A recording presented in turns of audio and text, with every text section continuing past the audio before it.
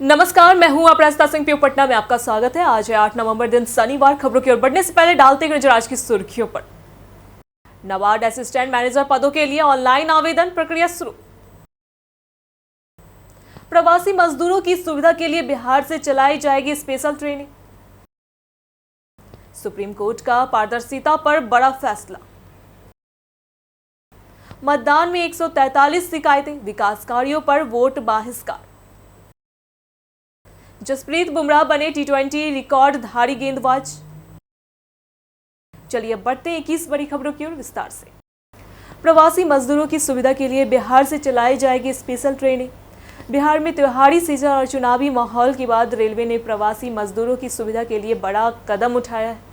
मतदान खत्म होने के बाद कर्मभूमि लौटने वाले यात्रियों के लिए पटना और गया से दिल्ली, मुंबई, कोलकाता, पुणे, सूरत और अहमदाबाद के बीच 500 से अधिक स्पेशल ट्रेनें चलाई जाएगी। यह व्यवस्था अगले 3 हफ्तों तक जारी रहेगी। पटना से दिल्ली के लिए 20, मुंबई के लिए 15, जबकि अन्य शहरों के लिए 10 से 12 ट्रेनें रोजाना चलेगी। अधिकतर ट्रेनें आरक्षित होगी ताकि यात्रियों को तत्काल टिकट मिल सके। हालांकि इस फैसले पर विपक्ष ने राजनीतिक लाभ का आरोप लगाया है, जबकि रेलवे ने इसे भीड़ प्रबंधन की जरूरत बताया। नाबार्ड असिस्टेंट मैनेजर पदों के लिए ऑनलाइन आवेदन प्रक्रिया शुरू। नाबार्ड ने असिस्टेंट मैनेजर ग्रेड ए में 51 पदों पर भर्ती निकाली है। आवेदन आज से शुरू होकर 30 नवंबर 2025 तक ऑनलाइन nabaard.org पर होंगे। 85 पद रूरल डेवलपमेंट, बैंकिंग, 2 लीगल और 4 प्रोटोकॉल एवं सिक्योरिटी सर्विस के लिए। न्यूनतम योग्यता ग्रेजुएशन 60% अंक या post graduation MBA, CA, CS, LLB engineering है। उम्र 21 से 30 साल, SC ST 5 साल, OBC 3 साल छूट। बेसिक पे 44,500 रुपये, DA, HRA और अलाउंस सहित लगभग 1 लाख रुपए प्रति माह अनुभव के साथ 1.8 लाख तक। चयन 3 चरणों में होगा, प्रीलिम्स, मेंस और इंटरव्यू। आवेदन शुल्क 850 से 150 रुपये फीस परीक्षा बाद लौटाई जाएगी। सुप्रीम कोर्ट का पारदर्शिता पर बड़ा फैसला। सुप्रीम कोर्ट ने बिहार चुनाव के बीच ऐतिहासिक आदेश दिया है कि अब हर उम्मीदवार को अपने सभी आपराधिक मामलों की जानकारी नामांकन पत्र में देनी होगी। अदालत ने कहा कि यह मतदाताओं का संवैधानिक अधिकार है कि वे अपने प्रत्याशी की पृष्ठभूमि जाने। मुख्य न्यायाधीश DY चंद्रचूड़ की पीठ ने स्पष्ट किया है कि जानकारी छिपाना गंभीर अपराध माना जाएगा। चुनाव आयोग को यह सुनिश्चित करने का निर्देश दिया गया है कि प्रत्याशी शपथ पत्र के साथ अपराध संबंधी सभी विवरण जमा करें। राजनीतिक दलों को भी यह जानकारी सार्वजनिक करनी होगी। यह फैसला राजनीति के अपराधीकरण पर रोक लगाने और स्वच्छ छवि वाले उम्मीदवारों को प्रोत्साहन देने की दिशा में अहम कदम माना जा रहा है। मतदान में 143 शिकायतें, विकास कार्यों पर वोट बहिष्कार। पहले चरण के मतदान के दौरान पटना समेत बिहार में कुल 143 शिकायतें मिली, जिन्हें चुनाव आयोग ने तत्काल निपटाया। मतदान शांतिपूर्ण रहा, पर कई जगह मतदाताओं ने स्थानीय विकास कार्यों की अनदेखी पर वोट का बहिष्कार किया। बक्सर, फतुहा, लखीसराय, पटना, मुजफ्फरपुर, मुनियारी और दरभंगा में सड़क, पुल और शमशान घाट नहीं बनने से लोगों ने मतदान से दूरी बनाई। मुजफ्फरपुर में पुल निर्माण के विरोध में ग्रामीणों ने नारेबाजी की, जबकि दरभंगा में सड़क न बनने पर कई बूथों पर मतदान बेहद कम हुआ। प्रशासन के हस्तक्षेप से कुछ केंद्रों पर मतदान आंशिक रूप से शुरू कराए गए। जसप्रीत बुमराह बने टी20 रिकॉर्डधारी गेंदबाज। जसप्रीत बुमराह ऑस्ट्रेलिया के खिलाफ टी20 इंटरनेशनल में सबसे ज्यादा विकेट लेने वाले पहले गेंदबाज बन गए। उन्होंने भारत और ऑस्ट्रेलिया के बीच चौथे टी20 मैच में शानदार गेंदबाजी करते हुए कुल 20 विकेट लेकर पाकिस्तानी गेंदबाज साइद अजमल का रिकॉर्ड तोड़ा। बुमराह ने 4 ओवरों में 27 रन खर्च कर 1 विकेट लिया, जिसमें बेन द्वारसे से 5 को बोल्ड किया। इससे पहले ऑस्ट्रेलिया के खिलाफ टी20 में सबसे ज्यादा 19 विकेट साइद अजमल के नाम थे। बुमराह की इस उपलब्धि ने उन्हें इतिहास में दर्ज कर दिया। पटना ने तोड़ा रिकॉर्ड, ग्रामीणों ने बढ़ाई वोटिंग रफ्तार। पटना जिले में इस बार 58.40% मतदान हुआ, जो 2020 के 51.12% और 2024 के 53.02% से अधिक है। सबसे अधिक वोटिंग विक्रम में 69.09% और सबसे कम कुम्हरार में 39.57% दर्ज हुआ।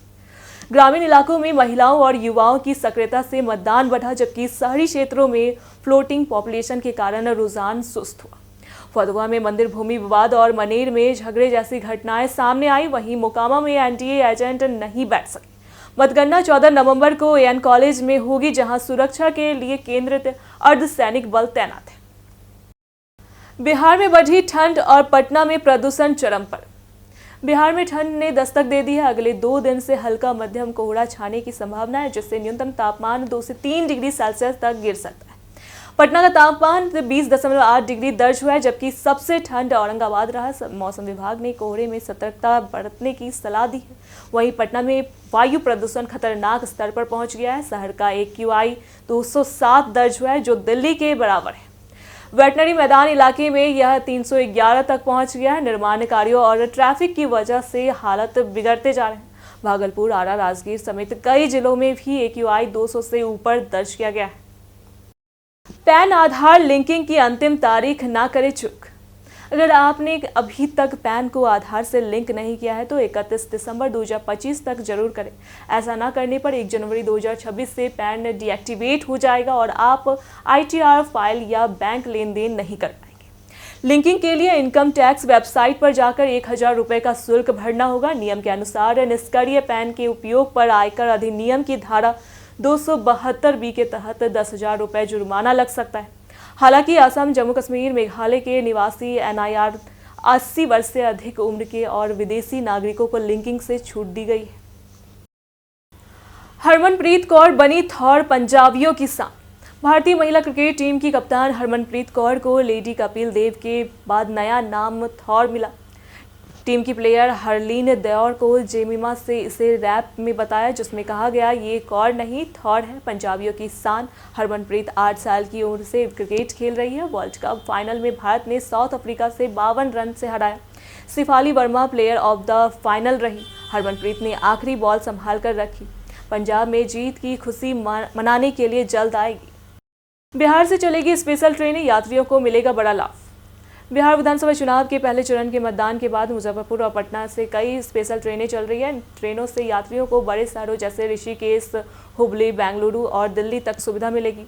04313 योग नगरी ट्रेन ऋषिकेश के लिए दोपहर 2 बजे मुजफ्फरपुर से चलेगी। 05543 ट्रेन हुबली 12:45 बजे रवाना होगी, जबकि 06262 बेंगलुरु और 05501 मुजफ्फरपुर तथा पटना से आनंद विहार दिल्ली के लिए चलेगी। इन ट्रेनों में AC 2, AC 3 स्लीपर और जनरल कोच की सुविधा है। समस्तीपुर रेल मंडल ने यात्रियों के लिए विशेष व्यवस्थाएं की है। लोकमान्य तिलक ट्रेन सहरसा से भी चल रही है। CM नीतीश कुमार का बिहार विकास संकल्प। बिहार के पहले चरण के रिकॉर्ड मतदान के बाद मुख्यमंत्री नीतीश कुमार ने राज्य को देश के सबसे विकसित राज्यों में शामिल करने का संकल्प लिया। वे शिक्षा, स्वास्थ्य, बुनियादी ढांचे और रोजगार सृजन पर विशेष ध्यान देंगे। कृषि विकास और किसानों की आय बढ़ाने पर भी सरकार जोर देगी। मुख्यमंत्री ने मतदाताओं को लोकतांत्रिक जिम्मेदारी निभाने और आगामी दूसरे चरण के मतदान में भाग लेने का आग्रह किया। पिछले वर्षों में उठाए गए शिक्षा, स्वास्थ्य और सामाजिक कल्याण के कदमों की सराहना करते हुए उन्होंने सभी के सम्मान और विकास को प्राथमिकता बताया। उनका संदेश सकारात्मक चुनावी माहौल और विकास की दिशा में जनता की भागीदारी को प्रोत्साहित करता है। पटना के वोटर चाहते हैं बदलाव, रोजगार और सुरक्षा। पटना के 14 विधानसभा क्षेत्रों में वोटिंग के बाद युवा और महिलाएं बदलाव की मांग कर रहे हैं। युवाओं ने कहा है कि बिहार में शिक्षा और रोजगार की कमी है, बाहर जाने पर इज्जत नहीं मिलती। महिलाएं सुरक्षा को प्रमुख मुद्दा बता रही है। कोई वोटर्स ने विकास, रोड, रेलवे, इंफ्रास्ट्रक्चर और बेहतर शिक्षा की जरूरत जताई। पहली बार वोट देने वाले भी उत्साहित दिखे। कुछ ने कहा कि बिहार में पहले जैसी समस्या नहीं रही, लेकिन और सुधार जरूरी है। युवा चाहते हैं कि नई सरकार रोजगार और महिलाओं की सुरक्षा पर ध्यान दे। बिहार चुनाव में कंट्रोल रूम ने बूथ मॉनिटरिंग की। बिहार निर्वाचन विभाग ने पहली बार ग्राउंड फ्लोर पर data control and command centre बताया। बीते गुरुवार को 45,341 बूथों की लाइव मॉनिटरिंग हुई। CCTV से हर 30 सेकेंड में वोटर की लाइन और स्थिति देखी गई। तकनीक गड़बड़ी आने पर तुरंत अधिकारियों को जानकारी दी गई। पहले चरण में 165 बैलेट यूनिट, 159 कंट्रोल यूनिट और 480 वीवीपैट बदले गए। जिला कंट्रोल रूम से बूथों की समस्याओं जैसे बोगस वोटिंग और EVM खराबी तुरंत हल की गई। महिला कर्मियों ने सेक्टरों में बूथ मॉनिटरिंग और सुविधाओं की देखरेख की। पटना में सोने के दामों में गिरावट। आज पटना में 24 कैरेट सोना की कीमत 1,21,690 रुपये प्रति 10 ग्राम दर्ज की गई है। पिछले 10 दिनों में सोने के भाव 1,22,570 रुपये से घटकर 1,21,690 रुपये प्रति 10 ग्राम पर आ गए हैं। यानी एक दिन में सोना 880 रुपये सस्ता हुआ है। यह गिरावट हालिया बाजार उतार चढ़ाव और वैश्विक दरों में कमी के चलते आई है। निवेशकों के लिए यह कीमत थोड़ी राहत की खबर है, क्योंकि लंबे समय से सोने के दाम लगातार ऊंचे बन गए हैं। प्रथम चरण मतदान में एनडीए की प्रचंड जीत दावा। भाजपा नेता ऋतुराज सिन्हा ने बिहार के प्रथम चरण के मतदान के बाद एनडीए की प्रचंड जीत का दावा किया। बीते दिन उन्होंने कहा कि जनता ने भ्रष्टाचार, गुंडाराज और अपहरण राज को नकारते हुए प्रधानमंत्री मोदी और मुख्यमंत्री नीतीश कुमार पर भरोसा जताया। महिला, युवा, किसान और बुजुर्ग सभी ने एनडीए को समर्थन दिया। उन्होंने 2/3 बहुमत मिलने की संभावना जताई और शेष चरणों में भी जनता से मतदान करने का आग्रह किया। रिकॉर्ड मतदान और रोड शो में उमड़ी भीड़ ने एनडीए की लोकप्रियता और विकास, सुरक्षा तथा सुशासन की जनता की इच्छा को दर्शाया। आज पटना की पहचान में बात होगी आनंद कुमार की। आनंद कुमार जन्म 1 जनवरी 1973 बिहार के गणित शिक्षक हैं, जिन्होंने 2002 में पटना में सुपर 30 कार्यक्रम शुरू किया।